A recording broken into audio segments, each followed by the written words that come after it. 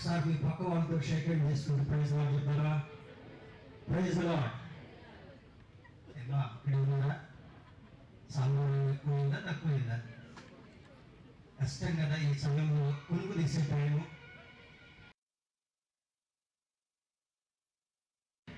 అన్నం తర్వాత కొద్దిగా నడువు అంతేనా? ఇది నడువు వాల్చే సమయం. దైవ సేవకులకైతే దైవ ధ్యానం చేసేటువంటి సమయం. దేవునితో చాలా కళ్ళు మూసుకొని మంచి నిద్రతో వెళ్ళేటటువంటి సమయం. అందుకని ఏమంటుందంటే ధ్యాన సమయం అంట. అందరూ రెండు చేతులు పైకి దేవుని చూపిస్తూ స్తోత్రం పొందాలి. హల్లెలూయా, హల్లెలూయా. ఈ మధ్యాహ్నం వేళ దేవుని సన్నిధానంలో చేరి దేవుని స్తుతించేటటువంటి భాగ్యం ఇచ్చినందుకు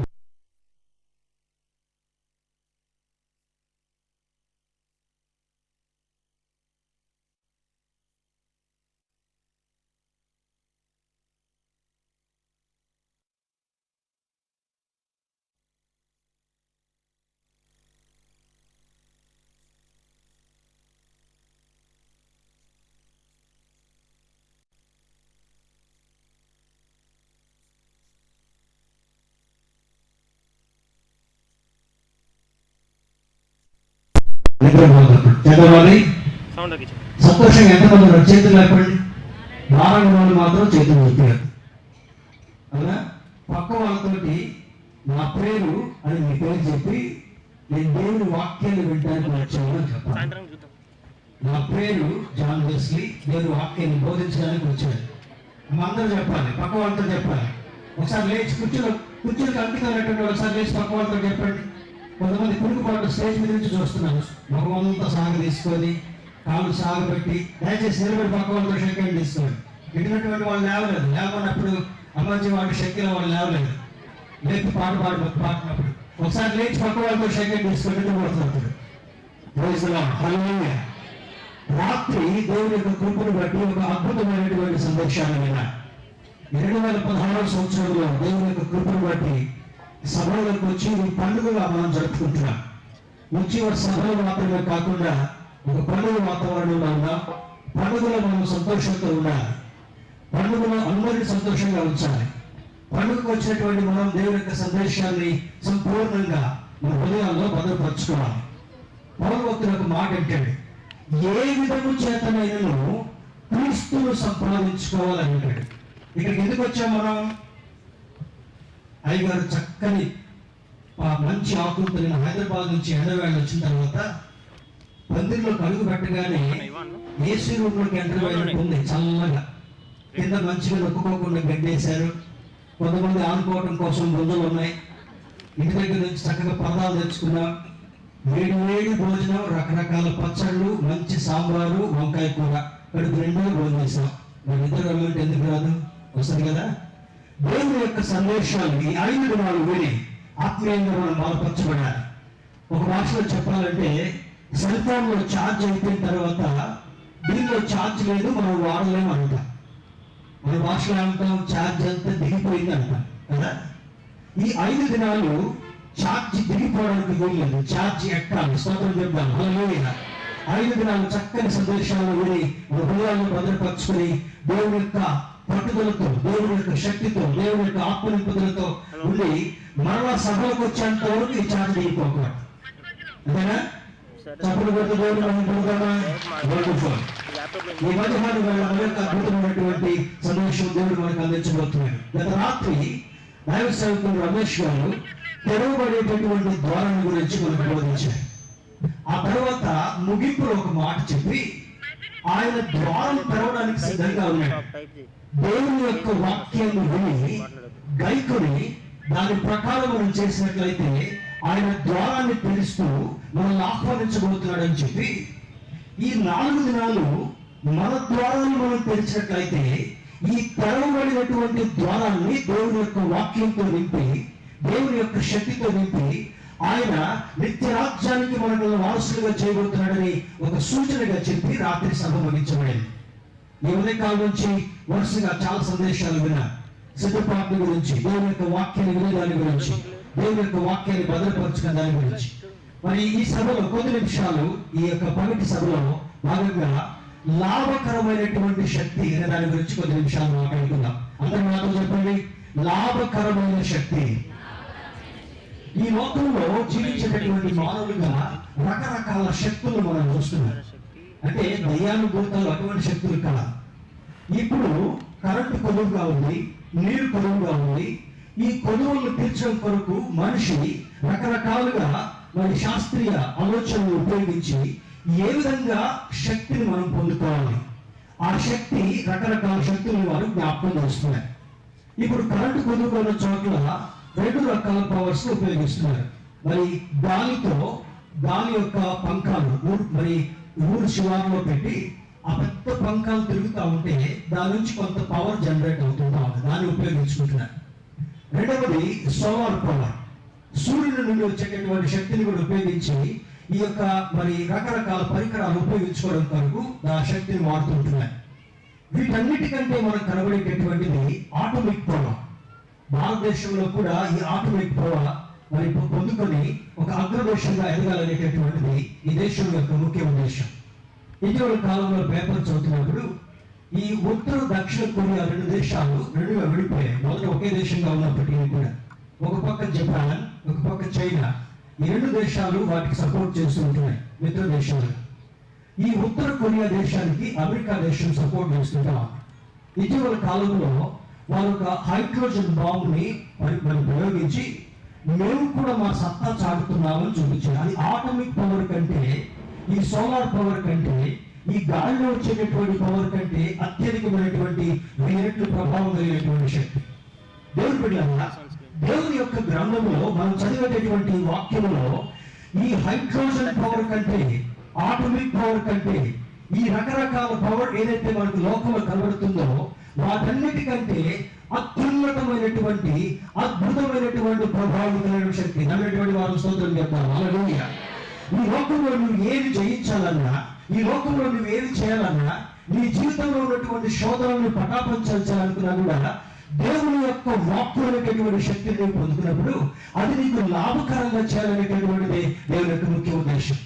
చాలా మందికి తెలవక ఈ శక్తిని వెదక్క ఏం చేస్తున్నారంటే ఈ లోకంలో ఉండేటటువంటి వాటి వైపు చూస్తున్నారు. కొంతమంది ఏమనుకుంటున్నారు, డబ్బే పెద్ద శక్తి అంటారు.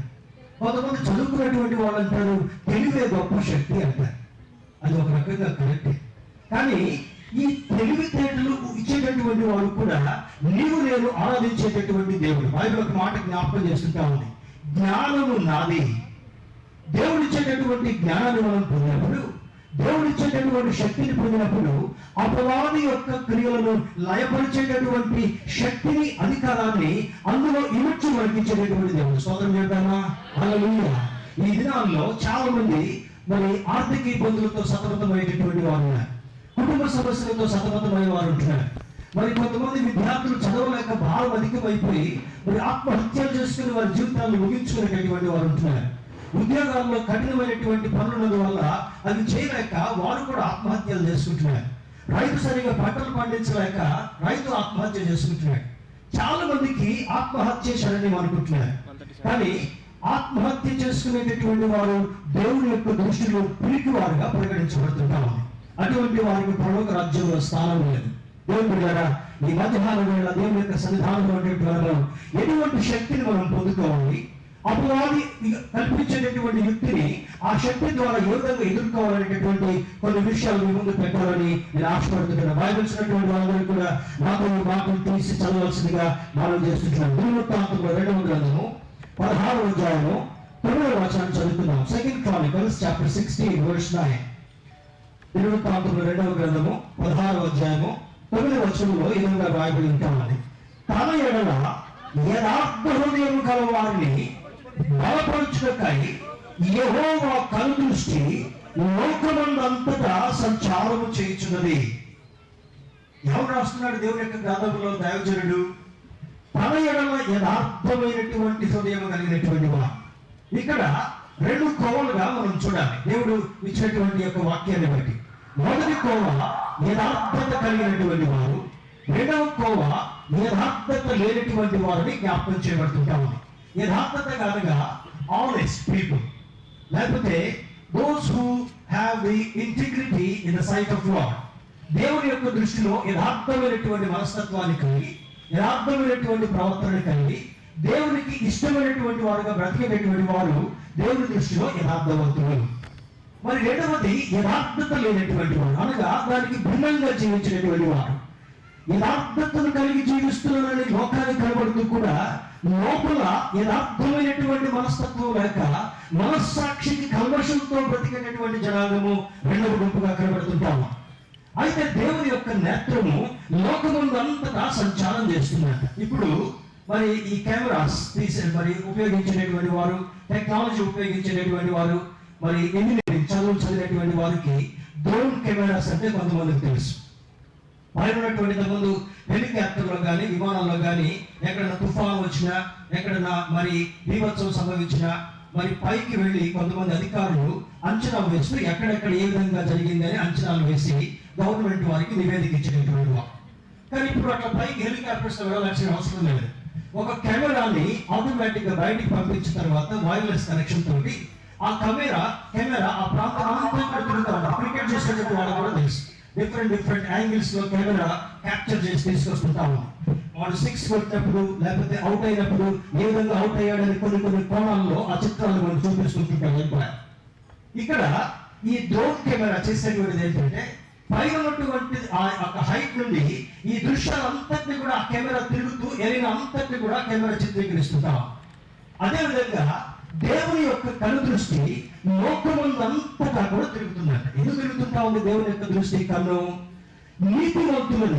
నీతిమంతుడు కానటువంటి వారిని, మంచివారు కానటువంటి వారిని కూడా ఈ సంచారం చేసేటటువంటి తన నేత్రాలు చూస్తూ చెడ్డవారిని గురించి తన పుట్టులో రాసుకుంటూ వెళ్తున్నాడు.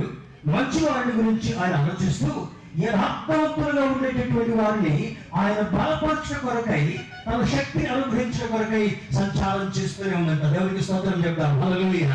అందుకని కీర్తనకారుడు ఒక చోట రాస్తాడు, అయ్యా నేను ఎక్కడున్నా నేను ఎత్తడం చూస్తానే ఉంది. ఇప్పుడు చూడండి, సీసీ కెమెరాలని కొన్ని ఉంటాయి. పెద్ద ఆఫీసుల దగ్గర, మరి మల్టీ స్టోరీ బిల్డింగ్స్ దగ్గర ఈ సీసీ కెమెరాలు పెట్టి మొత్తం చిత్రీకరిస్తూ మనిషి యొక్క కదలికలు అంతటినీ కూడా ఆ కంప్యూటర్ లో వాళ్ళు స్టోర్ చేస్తూ ఉంటుంటారు. ఎక్కడైనా దొంగతనం జరిగినా, ఎక్కడ జరగకూడనటువంటి జరిగినా మరి వాటంతటినీ కూడా సీసీ ఫుటేజ్ లో చూస్తూ, కెమెరా ఫుటేజ్ చూస్తూ ఆ యొక్క తప్పును పట్టుకునేటటువంటి ప్రయత్నం ఈ పోలీస్ వారు, ఆఫీస్ వారు చేస్తూ ఉంటుంటారు. అందుకని అక్కడ రాస్తారు, you are under the surveillance. మీ కదలికల్ని, మీ మూమెంట్స్ అంతటినీ కూడా ఈ సీసీ కెమెరాలో బంధిస్తున్నా కనుక జాగ్రత్త సూరి, నువ్వు ఏం చేసినా కూడా అందులో అది చిత్రీకరించబడుతున్నాయి. మానవుడు పుట్టిని మొదలుకొని ఈ లోకాన్ని వదిలి వెళ్ళేంత వరకు కూడా దేవుని నేత్రాలు చూడడం మాత్రమే కాకుండా మనం చేసేటటువంటి ప్రతి క్రియను కూడా అది గమనిస్తూ దానిలో చిత్రీకరిస్తుంటాం. ఎందుకు? ఒక దినాన వారి క్రియల చొప్పున ప్రతిఫలం ఇచ్చేటటువంటి దేవుడు ఈ దేవుడు అయి ఉంటున్నాడు. నీ క్రియ మంచిదైతే నీకు ఆశీర్వాదం ఇచ్చేవాడు. నీ క్రియ మంచిది కానప్పుడు దానికి తగినటువంటి ప్రతిఫలాన్ని నీకు ఇచ్చి మూల్యాన్ని చెల్లించేటటువంటి స్థితి కలిగించేటటువంటి దేవుడు ఈ దేవుడిని లేఖనం జ్ఞాపకం చేస్తుంటాం. దేవుడు బిడ్డలారా, ఈ లాభకరమైనటువంటి శక్తి దేవుని యొక్క నేత్రాలకు నువ్వు కనబడి నీవు చేసేటటువంటి క్రియంతో కూడా మంచిగా ఉందని దేవుడు గ్రహించినప్పుడు నీవు అడిగిన దానికంతటి కంటే, ఊహించిన దానికంతటి కంటే అత్యధికముగా చేయగలిగినటువంటి కార్యసాధకమైనటువంటి శక్తిని నీలో నింపేటటువంటి దేవుడు ఈ దేవుడు. అపోస్తలుడైన పౌలు ఎఫెసీయులకు రాసిన పత్రిక 3వ అధ్యాయం రాస్తూ అంటాడు, నీవు ఏం అడుగుతున్నావో స్వార్థలు ఎవరు జ్ఞాపకం చేస్తున్నాడు? దేవుని సన్నిధానానికి వెళ్ళినప్పుడల్లా కూడా, అయ్యా నాకు ఈ శోధన ఉంది, అయ్యా నాకు ఈ బలహీనత ఉంది, అయ్యా నాకు ఈ ఇబ్బంది ఉంది, అయ్యా నాకు ఈ కష్టం ఉంది, ఈ కష్టాలు తీర్చమని దేవుని సముఖంలో విజ్ఞాపనలు చేస్తూ ఉంటుంటారు. దేవుని బిడ్డలారా, ఆ విధంగా అడిగేటటువంటి ప్రతి ఒక్కరికి కూడా, విశ్వాసంతో అడిగే ప్రతి ఒక్కరికి కూడా, తండ్రి నామములో అడిగే ప్రతి ఒక్కరికి కూడా అనుగ్రహించేటటువంటి దేవుడు. స్తోత్రం చెప్తాం. హల్లెలూయా. అడుగుడి మీకు ఇవ్వబడినని జ్ఞాపకం చేస్తున్నాడు. ఎవరికి ఇస్తాడినా? విశ్వాసముతో నమ్మి దేవుడు నాకు అనుగ్రహించేటటువంటి వాడు, దేవుడు కృప చూపించేటటువంటి వాడు, దేవుడు నా శోధనను తొలగించేటటువంటి వాడు, దేవుడు నా అవసరతను తీర్చేటటువంటి వాడు, దేవుడు నా భయమును నివారించేటటువంటి వాడు, దేవుడు నా కీడును తొలగించేటటువంటి వాడు, దేవుడు నాకున్నటువంటి ప్రతి అవసరతను కూడా మన ఐశ్వర్యము కలిగినటువంటి నిధిని తెరిచి తీర్చేటటువంటి దేవుడిని నీవు నమ్మినప్పుడు వాటిని సమకూర్చేటటువంటి దేవుడు, నీవు ఆరాధించేటటువంటి దేవుడు. ఈ దేవుడు జ్ఞాపకం చేస్తూ అంటాడు, ఆయన కళలు లోకమంతటా కూడా సంచారం చేస్తూ యథార్థవంతులను బలపరచాలని ఆయన జ్ఞాపకం చేస్తున్నాడు. దేవుని బిడ్డలారా, మరి చాలా మంది ఈ లోకంలో ఉండేటటువంటి వారు రకరకాల శక్తుల వైపు చూస్తుంటారు. ఏం శక్తి అది? భౌతికంగా ఎవరు బలవంతులో వాళ్ళు అబ్బో చాలా బలవంతుడండి, ఒక రికగ్నిషన్, ఒక ట్యాగ్. రెండవది ఆర్థికంగా చాలా సంపన్నుడండి, ఆయన దగ్గరికి వెళ్తే ఏదడిగినా కూడా మనకి ధారాళంగా సహాయం చేస్తాడండి. ఆర్థికమైనటువంటి స్థితి. రాజకీయ నాయకులు ఇప్పుడు ఏం చేస్తున్నారు? మనకి రోజు పేపర్లో కనపడతాయి. ఏం ఆకర్షిస్తున్నారు? ఈ పార్టీలో ఉన్నటువంటి వాళ్ళ దాంట్లోకి, లేకపోతే వాళ్ళ బలాలను పెంచుకునేటటువంటి ఒక ఆకర్షణ వారికి కలిగిస్తున్నారు. ఈరోజు పేపర్లో కూడా వచ్చారు. అయితే వారి బలం పెంచుకోవడం కొరకు, వారి సంఖ్య పెంచుకోవడం కొరకు, వారి యొక్క విలువలు పెంచుకోవడం కొరకు ఏమేమో చేస్తుంటున్నారు. కొంతమంది ఆర్థికంగా, కొంతమంది రాజకీయంగా, కొంతమంది భౌతికంగా, కొంతమంది రకరకాలుగా మరి వారికి ఉన్నటువంటి స్థితిని పెంచేటటువంటి ప్రయత్నం చేస్తూ ఉంటే దేవుడు అంటాడు, నా శక్తిని మీకు ఇచ్చేటటువంటి వాడు, నా సామర్థ్యాన్ని మీకు ఇచ్చేటటువంటి వాడు. మరో చదువుకుందాం. యథార్థ హృదయం గల వారిని బలపరచు కొరకై యెహోవా కనుదృష్టి లోకమంతటా సంచారము చేయించున్నది. దేవుడు చూసేటటువంటిది పైన ఉన్నటువంటి శక్తిని కాదు. సమూయేలుతో దేవుడు మాట్లాడుతుంటాడు. దేవుడు పైరూపాన్ని చూసేటటువంటి వాడు కాదు, కానీ ఆయన ఏం చూస్తాడంట? హృదయంలో ఉన్నటువంటి ఆనందాన్ని, హృదయంలో ఉన్నటువంటి ఆత్మీయతను, హృదయంలో ఉన్నటువంటి బలమును గమనించేటటువంటి దేవుడైనాడు. స్తోత్రం చెప్తాం. హల్లెలూయా. చాలా మంది లోకంలో జీవించేటటువంటి వారు పైన ఉన్నటువంటి ఆకారాలను బట్టి, పైన ఉన్నటువంటి స్థితిని బట్టి, బయట ఉన్నటువంటి బాహ్య సంబంధమైన స్థితిని బట్టి వాళ్ళు సంతోషిస్తున్నారు కూడా. ఈ దేవుడు అంటాడు, హృదయాంతరంగాన్ని గమనించేటటువంటి దేవుడు. నీ హృదయం తెరిచిన తర్వాత నీ హృదయంలో ఉన్నటువంటి వికారమైనటువంటి ప్రతి స్వభావాన్ని, నీ హృదయంలో దేవునికి అయిష్టమైనటువంటి ప్రతి లక్షణాన్ని కూడా దేవుడు బాగు చేసి, శుభ్రము చేసి, నీ యథార్థతను చూసి యథార్థతకు తగినటువంటి ప్రతిఫలంతో కూడినటువంటి ఆశీర్వాదాన్ని అనుగ్రహించేటటువంటి దేవుడు. అపవాది యొక్క క్రియలో ఒక క్రియ అనగా నీలో యథార్థత లేకుండా చేయడమే అపవాది యొక్క యుక్తి. నీవు సత్యం ప్రకారం బ్రతకకుండా చేయడమే అపవాది యొక్క యుక్తి. దేవునికి భిన్నమైనటువంటి ఆలోచనలు కలిగి ఉండడమే సాతానుడు కలిగించేటటువంటి యుక్తి. ఇది క్వైట్ కాంట్రాస్ట్. అనగా ఏమి దేవుడు చేయమంటున్నారో ఆ విధంగా చేయనివ్వకుండా, ఎలా జీవించమన్నాడో అలా జీవించలేకుండా, ఏ విధంగా ఆత్మీయంగా బ్రతకమంటాడో ఆత్మీయ కోణంలో నడవకుండా చేయడమే అపవాది యొక్క యుక్తి. కనుక మనం ఏం చేయాలి? అపవాది యొక్క యుక్తిని గ్రహించాలంటే నీ హృదయాన్ని తెరచి దేవుని యొక్క వాక్యాన్ని విన్నప్పుడు, దేవుని యొక్క వాక్యాన్ని గైకొన్నప్పుడు, దేవుని యొక్క వాక్య ప్రకారం జీవించినప్పుడు ఆ శక్తితో నేను నింపేటటువంటి దేవుడు ఈ దేవుడిని జ్ఞాపకం చేయబడుతుంటా ఉంది. దేవుడు కూడా మరి ఈ దేవుని యొక్క ఉద్దేశం ఏంటి? ఎందుకు దేవుడికి ఆయన బలం ఇవ్వాలనుకుంటాడు? అపవాది యొక్క యుక్తిపై శక్తిని నీకు ఇవ్వాలంటే దేవుడు ఏం చేయాలి? మొట్టమొదట నిన్ను పరీక్ష చేస్తున్నాడు. నిన్ను పరీక్ష చేసి నీ హృదయాన్ని పరిశీలన చేసిన తర్వాత, ఆయనకి ఇష్టమైనటువంటి బిడ్డగా నిన్ను మొట్టమొదటి సిద్ధం చేసిన తర్వాత అపవాదిపై జయం పొందుకునేటటువంటి కృపను నీకు అనుగ్రహించేటటువంటి దేవుడు ఈ దేవుడు ఇచ్చాడు. ఆయనకున్నటువంటి ఆ యొక్క ఇంటెన్షన్, లేకపోతే ఆయనకున్నటువంటి ఆ యొక్క ఉద్దేశం ఏంటని మనం చూసినప్పుడు, he loves to protect his children. అపవాది యొక్క కలిగించేటటువంటి బలహీనత, అపవాది కలిగించేటటువంటి శోధన, అపవాది కలిగించేటటువంటి అసమాధానం, అపవాది కలిగించేటటువంటి దుఃఖం నుంచి నీకు నివారణ చేయాలని దేవుడు ఏం చేస్తున్నాడు? ఆయన ఉద్దేశాన్ని కనపరుస్తూ ఈ సభలకు తోడుకొని వచ్చి ఏం చేయాలనుకుంటున్నాడు? వాక్యం అనేటటువంటి శక్తిని నీలో నింపాలని దేవుని యొక్క నిశ్చయం అయింది. స్తోత్రం చెప్తావా? హల్లెలూయా. ఎప్పుడైతే దేవుని యొక్క వాక్యాన్ని చెవులతో వింటావో, ఎప్పుడైతే దేవుని యొక్క వాక్యాన్ని హృదయంలో భద్రం చేసుకుంటావో, ఎప్పుడైతే నీ మనస్సుని సరి చేసుకొని, నీ హృదయాన్ని, నీ ఆలోచనలకి కూడా సవరించుకొని దేవాన్ని వాక్య ప్రకారం జీవిస్తానని దేవునికి ఎప్పుడైతే నీవు వాగ్దానం చేస్తావో, నిన్ను శక్తితో నింపి నిన్ను బలపరిచేటటువంటి దేవుడు, నిన్ను సంరక్షించేటటువంటి దేవుడిని ఈ మాటలు జ్ఞాపకం చేయబడుతుంటున్నాయి. రెండవ ఇంటెన్షన్ మనం చూసినప్పుడు, he wishes to bless his children. ఆయన బిడ్డలైనటువంటి వారిని ఆయన ఆశీర్వదించాలనుకుంటున్నాడు. చాలా మంది దేవుని సన్నిధికి వెళ్ళి, అయ్యా నీ ఆశీర్వాదం కావాలి అంట, లేకపోతే నీ కృప నాకు కావాలి అంట. దేవుని బిడ్డలారా, ఇందులో ఒక సత్యం మీకు జ్ఞాపకం చేయాలి. వైద్యుల దగ్గరికి వెళ్ళి, డాక్టర్ గారు నాకు ఈ జబ్బు ఉంది, నాకు ఈ బలహీనత ఉంది, నాకు ఆరోగ్యం కావాలన్నప్పుడు ఆయన నిన్ను ఆ పరీక్షలను చేసిన తర్వాత మీకు ఆరోగ్యం చేకూరాలంటే ఇది స్టెప్ 1, స్టెప్ 2, స్టెప్ 3 చేయాలని జ్ఞాపకం చేస్తాడు. అవి చేస్తూ నీ ఆహారంలో కొన్ని మార్పులు తీసుకొస్తాయి. ఆ తర్వాత మూడవది, ఆయన ఇచ్చేటటువంటి ఔషధాలన్నింటినీ కూడా క్రమక్రమంగా వీటిని ఉపయోగించుకోవాలని అంటే ఈ మూడింటిలో ఏది చేయకపోయినా కూడా నీకు ఆరోగ్యం చేకూరదు.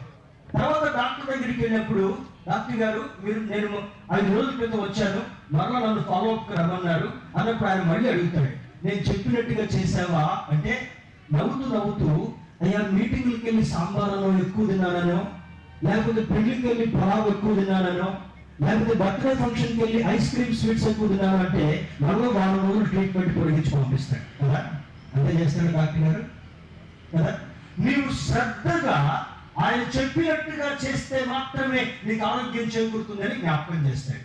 డాక్టర్ గారు చెప్పినట్టు పరిగెడుపునే వేసుకోవాలో వేసుకుంటావు, అన్నం తిన్న తర్వాత ఏం వేసుకోవాలో వేసుకుంటావు, పడుకోక ముందు ఏం వేసుకోవాలో వేసుకుంటావు. ఎందుకు? నీకు ఆరోగ్యం చేకూరాలని.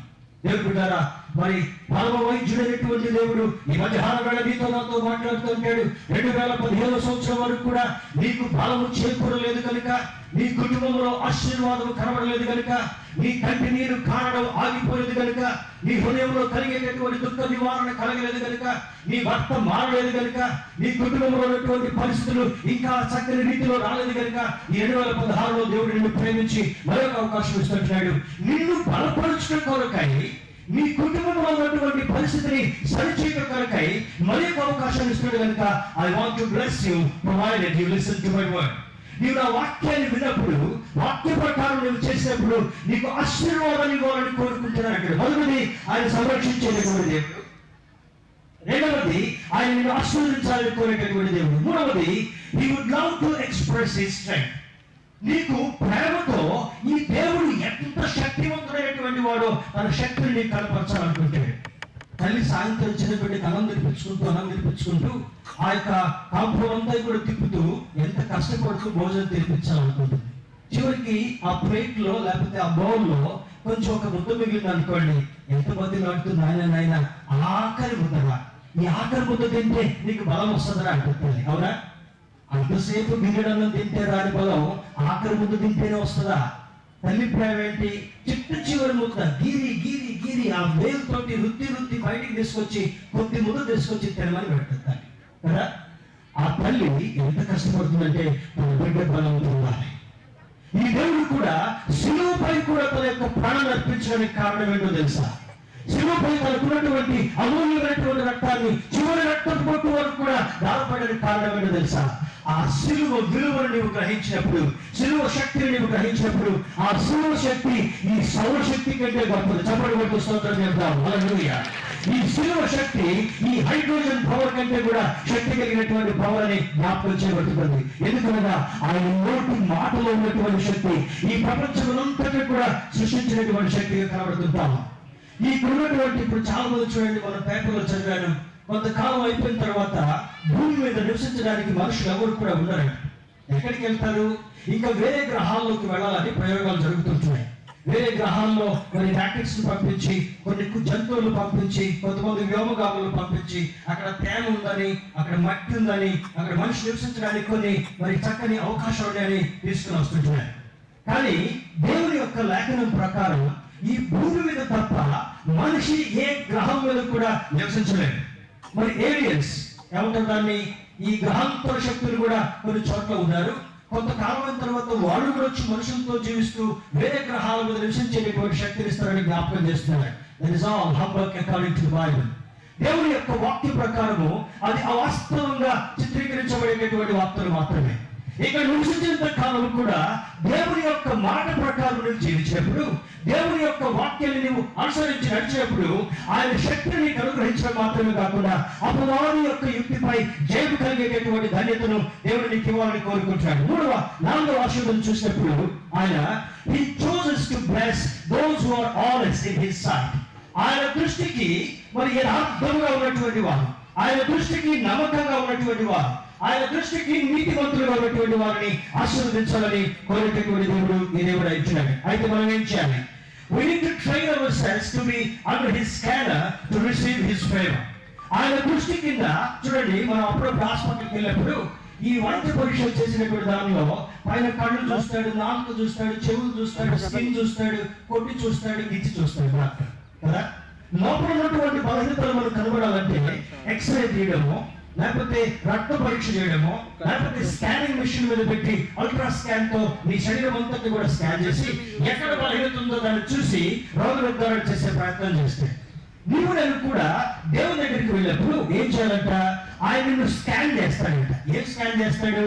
నీ శరీరాన్ని కాదు, నీ అవయవాలను కాదు స్కాన్ చేసేది, నీ హృదయాన్ని ఆయన స్కాన్ చేసినప్పుడు నీ హృదయం లోపల ఉన్నటువంటి ప్రతి భయంకరమైనటువంటి చేష్ట కూడా ఆయన స్కానింగ్ మిషన్ లో బయటకి రిపోర్ట్ లాగా వస్తుందంట. మార్క్స్ సువార్త 7:2 ఒక మాట రాస్తూ అంటాడు, సువార్త భాగంలో మనుషుని హృదయం నుండి అనగా భయంకరమైనటువంటి కృత్రిమమైనటువంటి చేష్ట. త్వరగా చదివి సహాయం చేయండి చదువుతున్నా. మార్క్స్ సువార్త 7:2 చదువుకుందాం. హృదయం లోపల నుండి అనగా ఏమొస్తుందో చూద్దాం. మనుషుల హృదయంలో నుండి దురాలోచనను, జాగ్రత్తలను, దొంగతనమును, నరహత్యలను, వ్యభిచారములను, మైక్ తీసుకొచ్చేవాళ్ళు సేవకులు instead of keep it quiet can you please take mic. ఎవరు మైక్ తీసుకొచ్చేవాళ్ళ సీనియర్స్ మైక్ గారు మేమే చదువుతూ ఉంటారు.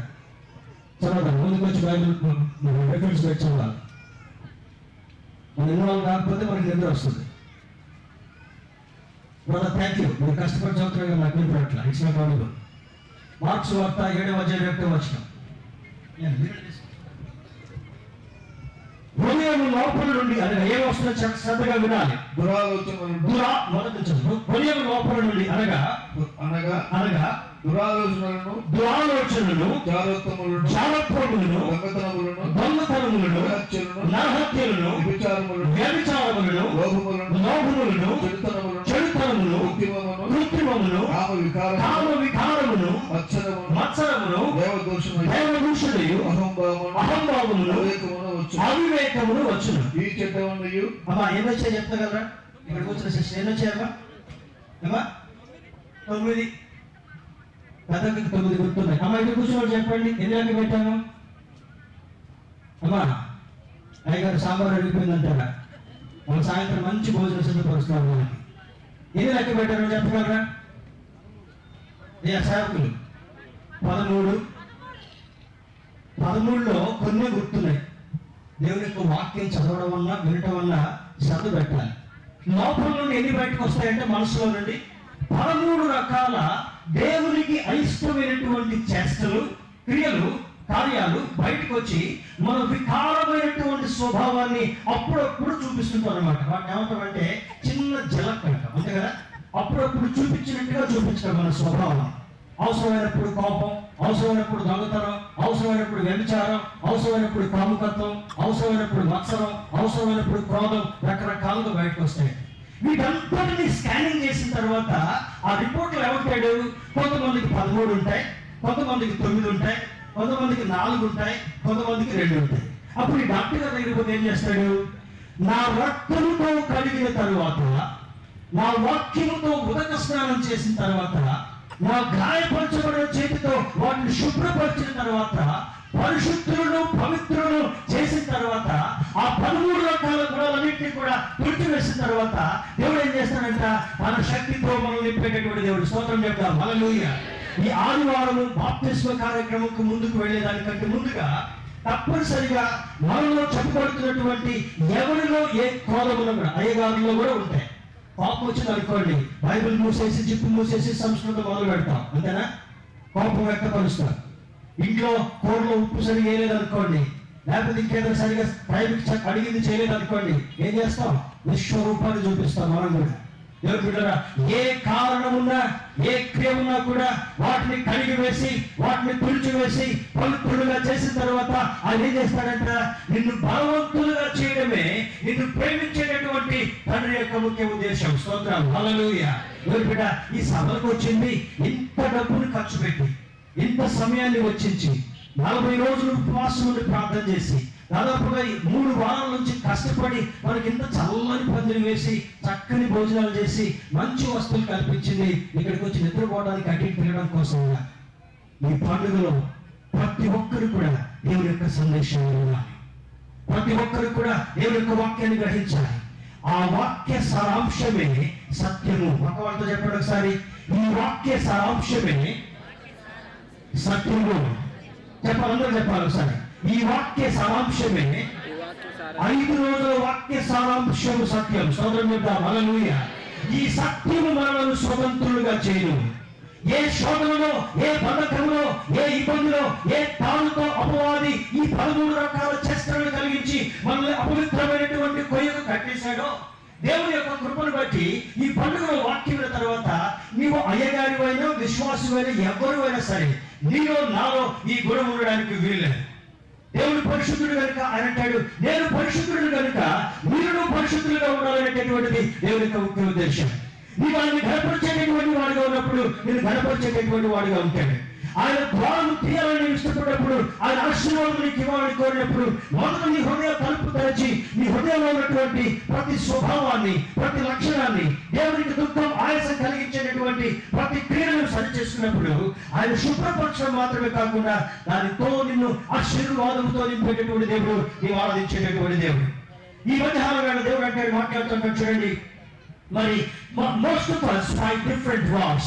మన జీవితంలో ప్రతి ఒక్కరూ కూడా రకరకాల యుద్ధాలు చేస్తున్నాం. ఏమి యుద్ధాలు చేస్తాం?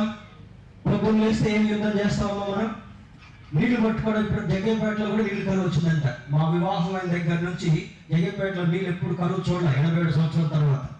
నిన్న రాజరత్నం గారు కూడా సాక్ష్యం చెప్పారు, ఎక్కడి నుంచో పైపులు వేసుకొని నీళ్ళు తీసుకొస్తాం.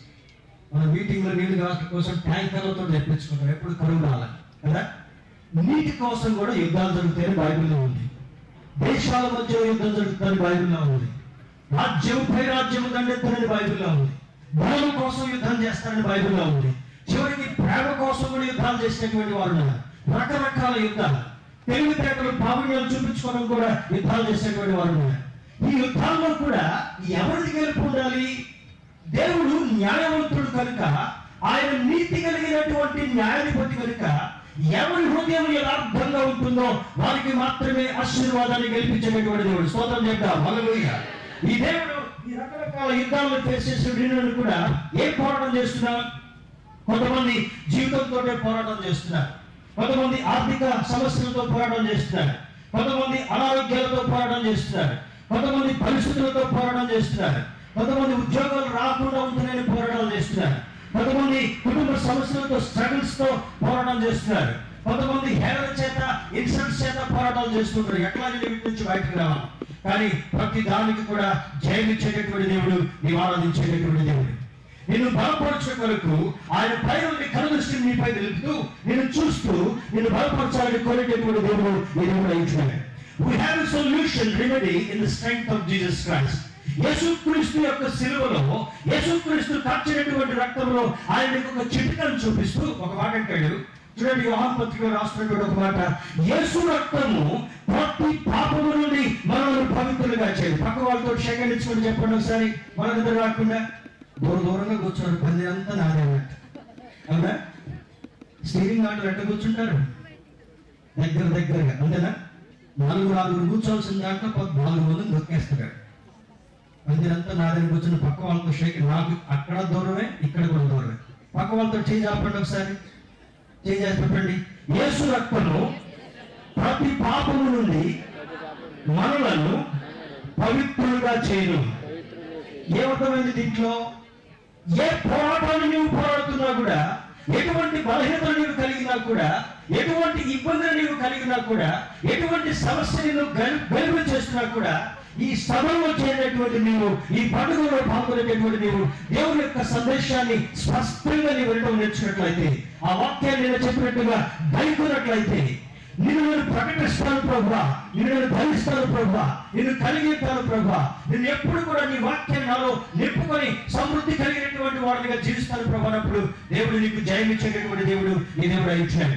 చూడండి, ఆయన ఇచ్చేటటువంటి సొల్యూషన్స్ లో కొన్ని త్వరగా నా సమయంలో నేను మీకు బోధించి ముగించాలనుకుంటున్నాను.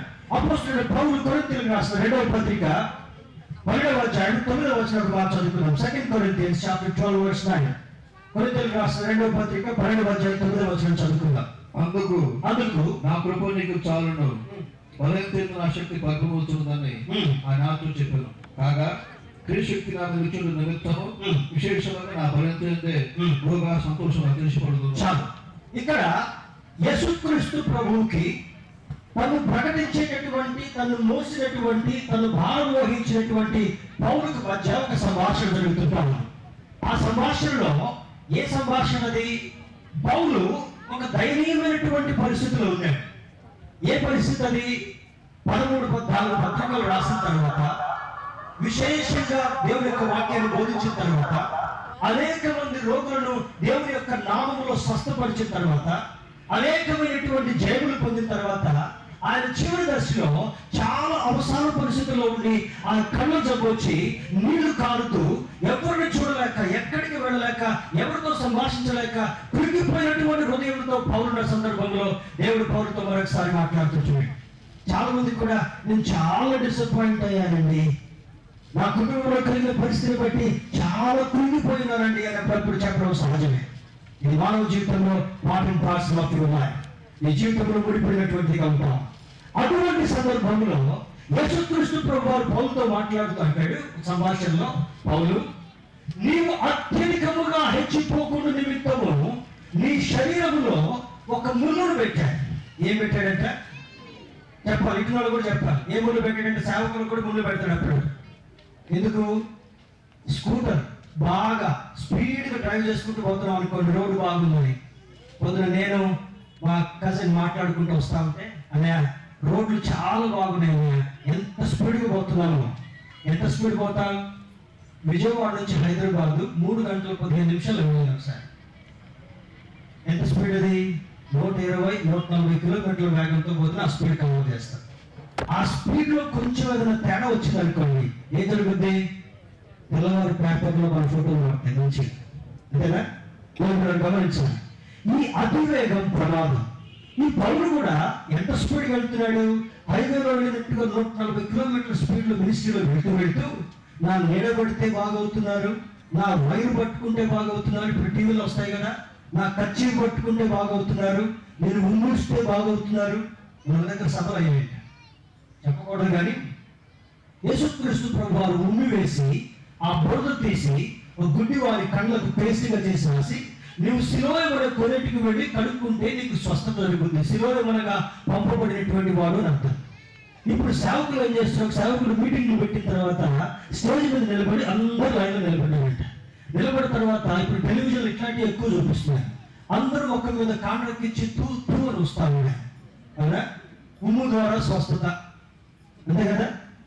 చివరికి ఆయన ఊసి ఊసి ఉమ్మంతా అయిపోయింది. చివరికి ఏం లేక దాంట్లో నుంచి లోపల నుంచి తెవడ తీసి వాళ్ళ ముక్కులో నుంచి గొంతులో నుంచి బయటకు తీస్తాం కదా ఒకసారి, అది మొత్తం తీసి ఒక తల్లి మీద ఊసాడు స్వస్థత కోసం. ఊసిన తర్వాత ఆ ఉమ్ము తన బిడ్డ మీద పడాలి. Exactly this is our life. I don't want to tell the persons name. ఆ ఉమ్మును తీసి ఆ తల్లి కిందికి తీసి మొత్తం కొడుకు మొక్కకంతా సాంబ్రాణి పూసినట్టు పూస్తా ఉంది. అవునా? ఎంత అయోగ్యత కదా దేవుని బిడ్డారా! భయంకరమైనటువంటి దినాల్లో మనం ఉన్నాం. బోధకులను కూడా అపవాది తప్పుదారి పట్టించేటటువంటి స్థితిలో ఉంటున్నారు.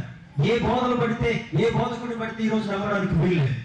సత్యవర్తుడైనటువంటి దేవుడు, పరిశుద్ధాత్ముడైనటువంటి దేవుడు వాక్యము నిన్ను ఏది బోధిస్తుందో వాక్య ప్రకారం జీవించినప్పుడు ఆ వాక్య సారాంశము నిన్ను సత్యము నడిపించడం కాకుండా, యేసు రక్తము నిన్ను అపవిత్రత నుండి నిన్ను కడగడం మాత్రమే కాకుండా, నిన్ను సన్మార్గం నడిపించడం మాత్రమే కాకుండా, ఆయన దృష్టికి నువ్వు యథార్థవంతుడిగా కనబడినప్పుడు, ఆయన దృష్టికి నువ్వు నీతివంతుడిగా కనబడినప్పుడు, ఆయన దృష్టికి నువ్వు మరి భయభక్తులు కలిగినటువంటి వాడు కనబడినప్పుడు నీ దేవుడు నిన్ను బలపరిచేటటువంటి వాడు. నమ్మితే స్తోత్రం చెప్తున్నా. హల్లెలూయా. దేవుడు ఇక్కడ అంటే చూడండి, పౌలుతో మాట్లాడుతూ ఉంటాడు, పౌలు నీ స్పీడ్ చాలా ఎక్కువైపోయింది, నువ్వు ఎక్కువ ఛానల్స్ లో మాట్లాడినట్టుగా కూడా ఇక్కడే మాట్లాడుతున్నావు. అందుకనే ఏం పెట్టాడంట, ఆర్టీసీ బస్సులో ముందు ఒకటి రాస్తారు. ఎవరు రాస్తారు? పొగ త్రాగరాదు, నో స్మోకింగ్. దాని కింద ఏం రాస్తారు? స్పీడ్ పరిమితి చేయబడింది. ఎంతకి? 60 కిలోమీటర్లు, అంతేనా? అంతకన్నా ఎక్కువ యాక్సిలేటర్ ఎంత దొరికినా కూడా ఈ స్పీడ్ పోదు, ఓ అంటది కానీ పోదు. అది ఈ పౌర భక్తులకి స్పీడ్ లిమిట్ చేస్తూ, ఎందుకు?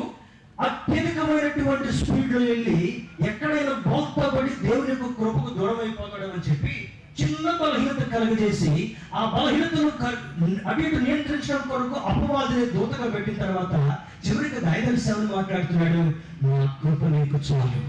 సోదరులారా, హల్లెలూయా. ఈ కృపను పంచేటటువంటి దేవుడు ఈ మీటింగ్స్ లో చాలినంత కృపను నీకు ఇవ్వాలని కోరుకుంటున్నాడు. నీవు అడుగుదానికంతటికంటే ఎక్కువ కృపను ఇవ్వాలనుకుంటున్నాడు. మూయబడినటువంటి నీ మనస్తత్వాన్ని సరిచేసి ఆయన సరిచేయాలనుకుంటున్నాడు. నీ మనసులో నా మనసులో ఉన్నటువంటి మనస్సాక్షిని కల్మషం కలిగించేటటువంటి ప్రతి అపవిత్రతను కూడా తన రక్తముతో కడిగి శుద్ధి చేసి 2016 సంవత్సరాలు అయిపోయిన తర్వాత దేవుని రాకడ ఆలస్యమైతే 2017లో నీవు మురికితో ఉన్నటువంటి వ్యక్తిగా కనబడడం దేవునికి ఇష్టం లేదు. దేవుని బిడ్డ ఆ ప్రేమమైనటువంటి దేవుని యొక్క ఉద్దేశము సంకల్పము ఆ విధంగా ఉంటా ఉంది. ఆయన అంటాడు, నా కృప నీకు చాలు, మీ బలహీన సమయంలోనే నా శక్తి పరిపూర్ణమగినట్లుగా చాలినంత కృపను నీకు ఇవ్వాలనుకుంటున్నాడు. ఎందుకు? ఆయన వైపు చూసినప్పుడు, ఆయన నీవు అడిగినప్పుడు, దేవుని యొక్క కృపను నీవు ఆశించినప్పుడు, దేవుని నీ బలం నాకు కావాలని నీవు కోరినప్పుడు చాలినంత కృపను నీకు ఇవ్వడం మాత్రమే కాకుండా నీ ప్రతి పరిస్థితిని కూడా బాగు చేయాలని కోరేటటువంటి దేవుడు, నీవు ఆరాధించేటటువంటి దేవుడు. రెండవది కూడా చూడండి, యెషయా గ్రంథము 40వ అధ్యాయము 29వ వచనం 31వ వచనం చదువుకుందాం. ప్లీజ్ చదువుతుంది. Isaiah chapter 40 verse 29 and 31. ఇక్కడ అక్కడ చూడండి, ఆయన రెండు ఆశీర్వాదాలు మనకి ఇవ్వాలనుకున్నాడు. ఎటువంటి బలం ఇవ్వాలనుకున్నాడు చూద్దాం. యెషయా గ్రంథము 40వ అధ్యాయం 29వ వచనం. సమస్యల వారికి బలమిచ్చువాడు ఆయనే, శక్తిహీనులకు బలాభివృద్ధి కలుగు చేయవాడు. ఒక నిమిషం ఆగండి. ఏం చేస్తాడంట? శక్తిహీనులకు, పక్క వాళ్ళని తండ్రి చెప్పండి ఒకసారి, గట్టి కొట్టబాకండి, నెమ్మది కొట్టండి. శక్తిహీనులకు, అలా చెప్పండి, శక్తిహీనులకు ఏమిస్తాడంట? Ration card. ఇందాక ఆయన గారు పెన్షన్ గురించి చెప్పారు, ఎనిమిది గారు ఏమని చెప్పారు? అంతేనా? రేషన్ కార్డు, లేకపోతే 100 గజాల స్థలం. ఇప్పుడు ఆంధ్రలో 100 గజాల స్థలం ఇచ్చే రోజులు పోయినాయి. ఏమంట? శక్తిహీనులకు ఏమిస్తాడంట మన దేవుడు? చెప్పాలి, గట్టిగా చెప్పాలి. శక్తిహీనులకు ఏమిస్తాడంట? కుటుంబంలో ఆర్థికంగా నీ శక్తి క్షీణించిపోయినప్పుడు, కుటుంబంలో అనారోగ్య పరిస్థితుల్లో నీ శక్తి క్షీణించినప్పుడు, కుటుంబంలో మనుషుల యొక్క మనస్తత్వాలు మారకుండా నీ శక్తి క్షీణించిపోయినప్పుడు, ఈ దేవుని యొక్క వాక్యాన్ని వింటున్నటువంటి నీవు ఏమిస్తాడంటే దేవుడు మరోసారి చెప్పండి. శక్తిహీనులకు చెప్పాలి, అందరూ చివరిలో కూడా చెప్పాలి. ఇందాక 20 గారు 2 మంచి మాటలు చెప్పారు. మీటింగ్కి వచ్చినప్పుడు ఏం తెచ్చుకుంటారు? శనక్కాయలు. అంతేనా? 20 గారు చర్చిలో ఉన్న అనుభవాలు చెప్పాడు. చర్చికి వచ్చినప్పుడు ఏం తెచ్చుకుంటారంటే శనక్కాయలు తెచ్చుకుంటారు. చర్చికి వచ్చినప్పుడు బఠానీలు తెచ్చుకుంటారు. అంతే కదా? వ్యక్తిగత అనుభవాలు. దూరం ఉన్నటువంటి వాళ్ళ బట్టలు శనక్కాయలు రెండు గట్టిగా చెప్పండి. శక్తిహీనులకు, అమ్మ గట్టిగా చెప్పాలి, వినపట్ల. శక్తిహీనులకు బలాభివృద్ధి కలుగు చేయవాలి. రెండో ఆశీర్వాదం ఏం చేస్తున్నాడు? సొమ్మశీలిన వారికి ఏమిస్తాడంటే? బలమిచ్చువాడు. సొమ్మశీలిన వారికి బలమిచ్చువాడు. ఒకసారి అందరూ రెండు చేతులు గట్టిగా చూపించాలి. తల్లి అన్నం తిరుగుకుంటే ఎట్లా చూపిస్తుంది? చివరి ముద్ద, నేను నువ్వు అన్నం తింటే ఏమొస్తుందంట? మమ్మీ నా బలం చూడ ఎంత ఉందో, అవునా? చూపిస్తావా? చిన్న కండ, ఆ కండ అట్టి కదులుతా ఉంటుంది మామిడికాయ గదిలో. అంతే కదా? బలహీనంగా ఉన్నటువంటి వారికి ఏ దశలో, ఏ పరిస్థితిలో, ఏ శోధనలో, ఏ ఇబ్బందిలో నువ్వు బలహీనంగా ఉన్నా కూడా ఏమిస్తాడంటే దేవుడు? బలం ఇస్తాడంట. చూపించాలి అందరు. ఏమిస్తాడంట? బలం ఇస్తాడంట. గట్టిగా పట్టాలి. ఈ పిడికిడి గట్టిగా మూస్తే సాధారణ పందిరిలో కూడా రావడానికి వీల్లేదు, పందిరి చుట్టూ కూడా తిరగడానికి వీల్లేదు. చెప్పాలి, ఏమిస్తాడంట? సమాధానం ఏమిస్తాడంట? సమాధానానికి డౌట్ వస్తాం. చూపి ఒకసారి చెప్పి. ఏమో ఆయన సాంబార్ తిన్నాక నాకు శక్తి కాదని పెట్టేది చెయ్యి. ఏమొస్తుందంట? బలం ఇచ్చేటటువంటి దేవుడు. స్తోత్రం చెప్తామా? హల్లెలూయా. సమస్యలైనటువంటి వారికి శక్తినిచ్చేటటువంటి వాడు. మరి ఇంకేమంట? సమస్యలైన వారికి గట్టి సమాధానం. సమస్యలు వారికి బలమిచ్చువాడు ఆయనే. ఈ బలము, ఈ దేవుడు ఇచ్చేటటువంటి బలం ఏం చేస్తున్నాడంట? యథార్థవంతుల బలపక్ష కొరకై ఆయన దృష్టి లోకమంతటా సంచారం చేయించినది. తిరుగుతూ ఏం చేస్తాడంటే ఈ కన్ను ఎప్పుడు యథార్థవంతులుగా కనబడతావో, ఎప్పుడు నీతివంతులుగా కనబడతావో, ఎప్పుడు విశ్వాసంతో కనబడతావో, ఎప్పుడు నమ్మకత్వంతో కనబడతావో, ఎప్పుడు నేను దేవుని దృష్టికి ఇష్టమైనటువంటి వాడు కనబడతావో, అప్పుడు ఏం చేస్తాడంట? నిన్ను బలవంతో నింపినటువంటి దేవుడు నీ దేవుడు ఇచ్చినాడు. 2016 సభల తర్వాత ఆత్మీయంగా నీవు బలపడిన తర్వాత మరలా నీవు బలహీనుడు కావడానికి వీల్లేదు. ఎందుకనగా మన దేవుడు శక్తిమంతుడు. చెప్పండి ఒకసారి, మన దేవుడు ఎవరంటే? మన దేవుడు శక్తిమంతుడు. చెప్పాలి, అందరూ చెప్పాలి. మన దేవుడు శక్తిమంతుడు. మన దేవుడు బలం ఇచ్చేటటువంటి వాడు. ఇదైన తర్వాత మనం చూడండి, మరొక మాట కూడా చూద్దాం. జకర్యా గ్రంథము 4వ అధ్యాయం 7వ వచనంలో అంటాడు, ఇది కేవలము మా చిన్నప్పటి నుంచి ఈ పాట వింటాము. అప్పట్లో పెద్దయ్య గారు ఉన్నప్పుడు ఇట్లా పెద్ద పెద్ద పందిళ్ళు లేవు, ఇట్లా గట్టి స్టేజీలు లేవు. బలాలతో వేసేటువంటి వాళ్ళు కంచెలు కట్టుకుంటూ ఆ మురంకాయలు ఊపుతూ పాట పాడుతూ ఉంటే ఆ పందిరి ఇరిగిపోతున్నట్టు భయమయ్యేది. యేసుపాదమయ్య గారు, అప్పట్లో మోషే గారు, ఇటువంటి మంచి మంచి దేవజనులు ఉన్నారు, సాయిబాబు గారు, వాళ్ళందరూ కూడా. ఇప్పుడు పాటలు పాడమంటే మాకు మధ్యప్రదేశ్ ఎక్కువై పాటలు పాడడం కూడా కష్టమే కదా. మరి ఏమున్నట్టు జకర్యా గ్రంథంలో 4వ అధ్యాయంలో వచ్చిన శక్తి చేతను బలము చేతనైనను కాక ఆత్మ చేతనే జరుగును. ఏం చేస్తారంట? ఈ ఆత్మవంతులైనటువంటి వాడిని దేవుడు చూసిన తర్వాత నీకున్నటువంటి శక్తితో కాదు, నీకున్నటువంటి బలంతో కాదు, కానీ ఆత్మ ద్వారానే కార్యం చేసేటువంటి వాడు. మరొకసారి చెప్తాను, పక్క వాళ్ళతో చెప్పండి, ఆత్మ ద్వారా కార్యం చెప్పాలి. ఆత్మ ద్వారా కార్యం అలా చెప్పాలి. ఇంటి వాళ్ళు చెప్పండి. మంచిగా చైర్లో కూర్చొని నాకు ఎక్కువ సౌండ్ వినపడట్లా. 4:30 కానీ మిమ్మల్ని వదలం, ఇంకా 10 నిమిషాలు ఉంది అంతేనా? దేవుడు అంటాడు, శక్తి చేత కాదు, బలము చేత కాదు, నా ఆత్మ ద్వారా మాత్రమే మీకు ఇచ్చేటటువంటి దేవుడిని నేను జ్ఞాపకం చేస్తున్నాను. మరొక మాట చూద్దాం. ఇచ్చినటువంటి బలము ఏదైనా ఎఫెసీయులకు రాసిన పత్రిక 6వ అధ్యాయము 10 నుంచి 12 వరకు చదువుకొని ముగింపులో భాగంగా వెళ్దాం. Ephesians chapter 6 verse 10 to 12. 6వ అధ్యాయము 10 నుంచి 12 వరకు చదవండి. తుదకు ప్రభువు మహాశక్తిని బట్టి, తుదకు ఏమంటాడు? తుదకు ప్రభు మహాశక్తిని బట్టి. ఒక నిమిషం ఆగుదాం సమాధానం ఏంటంటే, తుదకు అన్ని తిరిగి వచ్చాం. ఎక్కడికి తిరిగి వచ్చాం? తెలంగాణ, ఆంధ్ర, భారతదేశం మొత్తం తిరిగి వచ్చాం. ఎక్కడ విజయం దొరకల. బైబిల్లో కూడా ఒక మాట నాకు అప్పుడప్పుడు జ్ఞాపకం వస్తుంది. ఒక స్త్రీ 12 సంవత్సరాల నుంచి రోగగ్రస్తులుగా ఉంది. తనకున్నటువంటి ధనమంతా కూడా ఖర్చు పెట్టుకున్నాడు. ఎక్కడెక్కడికి వెళ్ళాలో మొత్తం వెళ్ళింది, ఎవరెవరు దర్శించాలో మొత్తం దర్శించింది. అయినా కూడా ఆమెకున్నటువంటి వ్యాధి నివారణ కాలేదు. ఒక స్వరం వెళ్ళింది, ఒక మాట వెళ్ళింది. స్వస్థపరిచేటటువంటి వైద్యుడు ఇక్కడికి వస్తున్నాడు, స్వస్థపరిచేటటువంటి గొప్ప నజరేతు వాడు ఇక్కడికి వస్తున్నాడు, శక్తి కలిగినటువంటి దేవుడు ఇక్కడికి వస్తున్నాడని చెప్పి నడవలేనటువంటి పరిస్థితుల్లో, శక్తి లేనటువంటి పరిస్థితుల్లో శక్తి కూడా తెచ్చుకొని ఆ రద్దీగా ఉన్నటువంటి ప్రాంతానికి వచ్చి యేసయ్య ఉన్నటువంటి చోట అనేక మందితో మాట్లాడుతున్న చోట వెనుక నుండి వచ్చి ఆ వస్త్రపు చెంగును మాత్రమే పట్టుకుంది. ఏమైనా వస్త్రపు చెంగును పట్టుకోగానే యేసులో ఉన్నటువంటి అద్భుతమైనటువంటి శక్తి ఒక కరెంటు వలె ఆమె దేహంలోకి ప్రసరించి 12 సంవత్సరాల నుంచి భయంకరమైనటువంటి వ్యాధి చేత పీడించబడుతున్నటువంటి ఆ స్త్రీ యొక్క రక్తస్రావం నిలిచిపోయింది. చప్పటి స్తోత్రం చెప్తాం. హల్లెలూయా, హల్లెలూయా. తుదకు ఏమంట? అన్ని తిరుగుతాం. ఆర్ఎంపీ డాక్టర్, నాటు వైద్యుడు, భూత వైద్యుడు, ఆ వైద్యుడు, ఈ వైద్యుడు, ఈ పసరు, ఆ పసరు మొత్తం ట్రై చేసిన తర్వాత 2016 మీటింగ్ ఉన్నాయట. అబ్రహాం గారి శక్తిని తెలుసుకున్నాక అబ్రహాం గారి శక్తి కాదు. ఎవరి శక్తిది? ఆయనలో ఉన్నటువంటి యేసు శక్తి. స్తోత్రం చెప్తాం. హల్లెలూయా. యేసు శక్తి అన్ని నామముల కన్నా పైగా ఉన్నటువంటి నామము, అన్ని శక్తుల కంటే పైగా ఉన్నటువంటి శక్తి, అన్ని ప్రభావాల కంటే, హైడ్రోజన్ పవర్ కంటే, సోలార్ పవర్ కంటే, ఈ భూభాగం మీద నీ చెవితో నీ కంటితో చూసేటటువంటి ఏ శక్తి కంటే ఉన్నతమైనటువంటి శక్తి నీవు ఆరాధించేటటువంటి యేసు శక్తి. చెప్పండి, మనం స్తోత్రం చెప్తాం. హల్లెలూయా, హల్లెలూయా. అందరం చెప్తాం హల్లెలూయా. ఈ యేసు శక్తి నీకు ఇవ్వాలని ఆయన కోరుకుంటున్నాడు. మన పేపర్లో ఒక న్యూస్ చదివాను. అమెరికా నుంచి లండన్ వరకు రావాలంటే దాదాపుగా ఫాస్టెస్ట్ ఎయిర్ క్రాఫ్ట్ 18 గంటలు కొన్ని ప్రాంతాలకు వెళ్ళేటటువంటి సమయం. Longest route 24 hours, 18 hours. ఒక సైంటిస్ట్, ఏరోనాటికల్ సైంటిస్ట్ ఒక కొత్త విమానాన్ని కనుగొన్నాడు. అది బుల్లెట్ ఫ్లైట్. ఎంత ఫాస్ట్గా వెళ్తుందంటే 18 గంటల ప్రయాణాన్ని కేవలం 11 నిమిషాలు వెళ్ళేటటువంటి వేగవంతమైనటువంటి విమానం. ఎంతంటే విమానమే 800 నుంచి 900 km/h స్పీడ్ వెళ్తుంది. 39,000 అడుగుల పై నుంచి ఆ సముద్రాల నుంచి వెళ్తా ఉంటే దేశాలు సముద్రాలు దాటి ఈ దేశం నుండి ఆ దేశానికి పోవాలంటే విమానం సగటు వేగం 800 నుంచి 900 కిలోమీటర్ల వరకు వేగవంతంగా వెళ్తా ఉంటాయి. ఈ యుద్ధ విమానాలు దాదాపుగా 1200 కిలోమీటర్లు వేగవంతంగా వెళ్తాయి.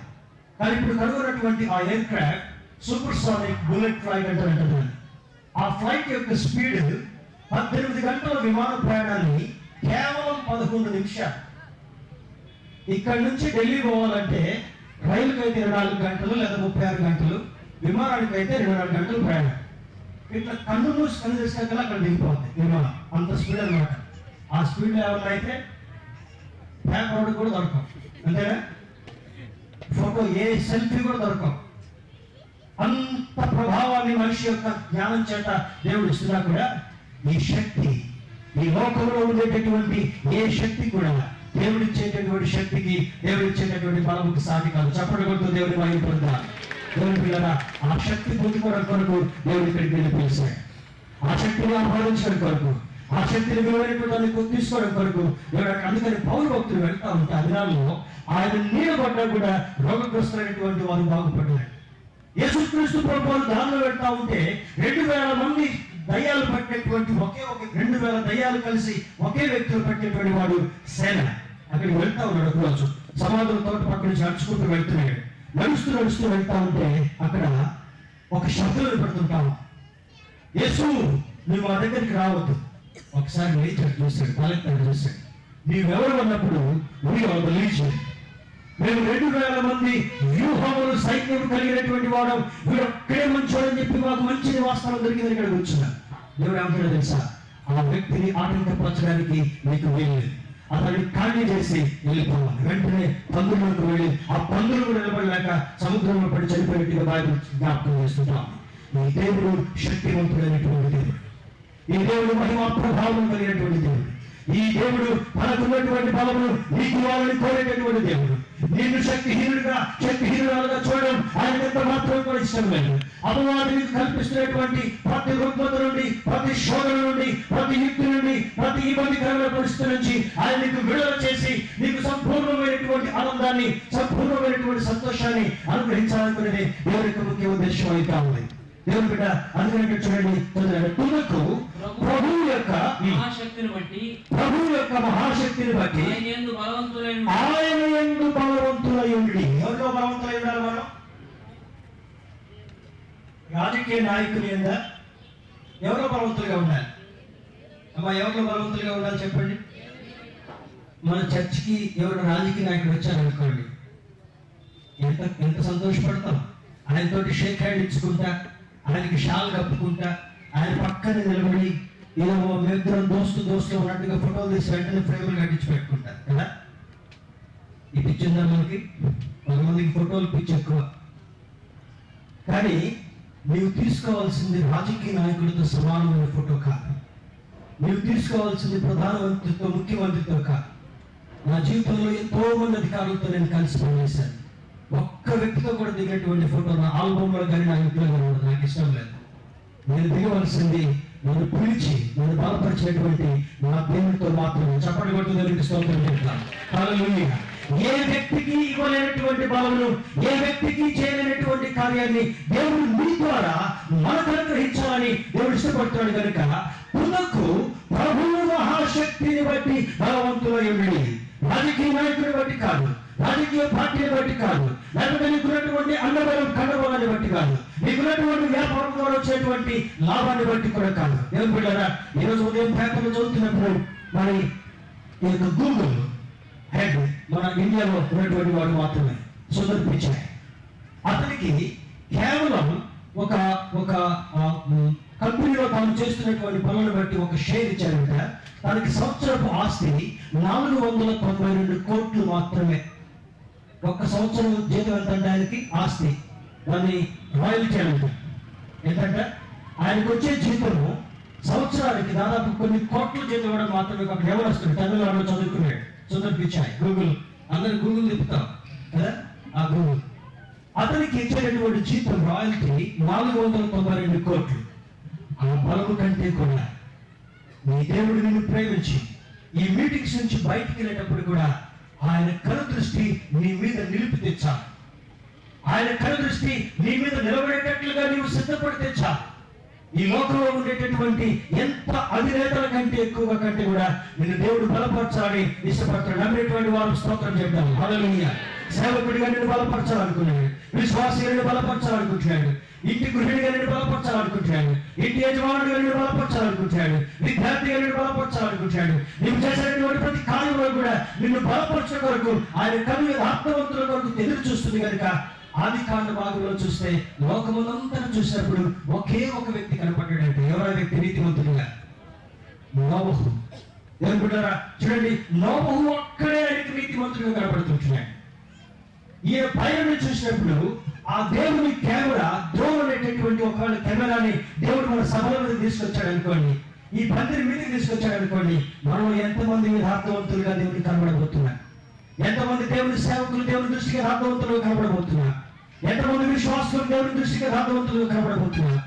ఈ ఆదివారం లోపల వాక్య సందేశాలు వింటూ దేవా నీ దృష్టికి నేను యథార్థవంతులుగా కనబడేటటువంటి కృపను దయచేయాలి. నా హృదయంలో ఉన్నటువంటి ప్రతి చేష్టను కూడా నీకు దుఃఖము ఆయాసం కలిగించేటటువంటి ప్రతి లక్షణాన్ని అవలక్షణాన్ని నేను సరి చేసుకునేటటువంటి కృపను దాచి తుదకు ప్రభువు మహాశక్తిని బట్టి బలవంతులయ్యండి. నెక్స్ట్, మీరు అపవాది తంత్రములను ఎదిరించినప్పుడు శక్తివంతులగునట్లు దేవుడిచ్చు సర్వాంగ కవచమును ధరించుకోండి. ఏం చేయాలంట? అపవాది కల్పించేటటువంటి యుక్తిపై నీవు జయం పొందడం వరకు దేవుడు నీకు ఏం చేయాలనుకుంటున్నాడు? సర్వాంగ కవచము అనగా ప్రతి అంగములకు తల మొదలుకొని అరికాలు వరకు ప్రతి అంగములకు కూడా ఒక కవచాన్ని ఇచ్చి ఆ కవచము ద్వారా అపవాది యొక్క యుక్తిని మీదికి ప్రభావితం చూపించబడకుండా నిన్ను భద్రపరిచి నిన్ను సంరక్షించి నీకు విడుదలనిచ్చి నిన్ను కాపాడేటటువంటి దేవుడు, నీవు ఆరాధించేటటువంటి దేవుడు. దేవుడు బిడ్డ, ఎక్కడెక్కడ ఏమేమి చేసి వచ్చామో, ఎక్కడెక్కడ ఎన్ని ప్రయత్నాలు చేశామో, ఎక్కడెక్కడ ఎన్ని వైఫల్యాలు పొందామో, ఎన్ని విశ్వ ప్రయత్నాలు చేశామో, ఆ ప్రయత్నాలు ఏమి కూడా ఒకవేళ నీకు జయం కలగకపోతే యేసే శరణు, యేసే నీకు మార్గం, యేసే నీకు జీవం, యేసే నీకు సత్యమైనటువంటి వాడు కనుక ఆయన దగ్గరికి వచ్చేటువంటి నీవు దేవా ఈ సభలో నీ సందేశం ద్వారా నా మనసును నేను మార్చుకోవాలనుకుంటున్నాను. నువ్వు నా కొరకు నిత్యరాజ్యపు ద్వారం తెరవాలనుకున్నావు కనుక నా హృదయం అనేటటువంటి ద్వారాన్ని ఇంతవరకు సాతానుడు మూసినటువంటి ఈ హృదయ ద్వారం నీవు తెరిచి, నా ఇంటి వారి హృదయ ద్వారాలు తెరిచి, నా బిడ్డల హృదయ ద్వారాలు తెరిచి, నా భర్త హృదయ ద్వారాలు తెరిచి మా హృదయంలోకి నేను ఆహ్వానిస్తున్న ప్రభుని ఆయన వాక్యాన్ని నువ్వు ఆహ్వానించి ఆయన వాక్య ప్రకారం నువ్వు సంధించబడి ఆయన వాక్య ప్రకారం సరిచేయబడినప్పుడు దేవుడు అంటాడు ఆయన కను దృష్టి యథార్థవంతులను గమనిస్తూ లోకమంతా సంచారం చేస్తూ నేను దీవించాలని నేను ఆశీర్వదించాలని కోరుతుంది కనుక దేవుడు వినాలి. దేవుడి సేవకుడిగా మిమ్మల్ని ప్రతిమాడి మిమ్మల్ని సూచించి మిమ్మల్ని హెచ్చరించి జ్ఞాపకం చేసే దేవుడిగా ఇదే రక్షణ దేవుడు ఇదే అనుకూలమైనటువంటి సమయం 2016 నువ్వు దాటిపోవడానికి వీలు. 2016 ఆదివారము ఫిబ్రవరి నెల ఆదివారాన్ని నీవు దాటి వెళితే ఒకవేళ మరలా 2016లో నీకు దేవుడు అవకాశం ఇస్తాడో లేదో తెలవదు కనుక ఈ అమూల్యమైనటువంటి సందేశాలను నీ హృదయంలో భద్రపరచుకొని నీ హృదయాన్ని మార్చుకొని దేవుని యొక్క దృష్టికి నేను యథార్థవంతురాలుగా కనబడాలనేటటువంటి ఆకాంక్ష నేను కలిగినప్పుడు ఆ దేవుడిని బలపరచడం మాత్రమే కాకుండా ఆ దేవుడిని దీవించడం మాత్రమే కాకుండా ఆ దేవుడు తన బిడ్డలను చేసుకోవడం మాత్రమే కాకుండా నిత్యరాజ్యము నిత్యము తనతో ఉండేటువంటి అనుభవాన్ని అనుగ్రహించడానికి జ్ఞాపకం చేసిన కనుక ఆ మాటల ద్వారా ఆదరించబడతాం, ఆ మాటల ద్వారా బలపరచబడతాం. అది కృప, అది ధన్యత దేవుడి మనకు కలుగు చేయగాక. ఆమేన్.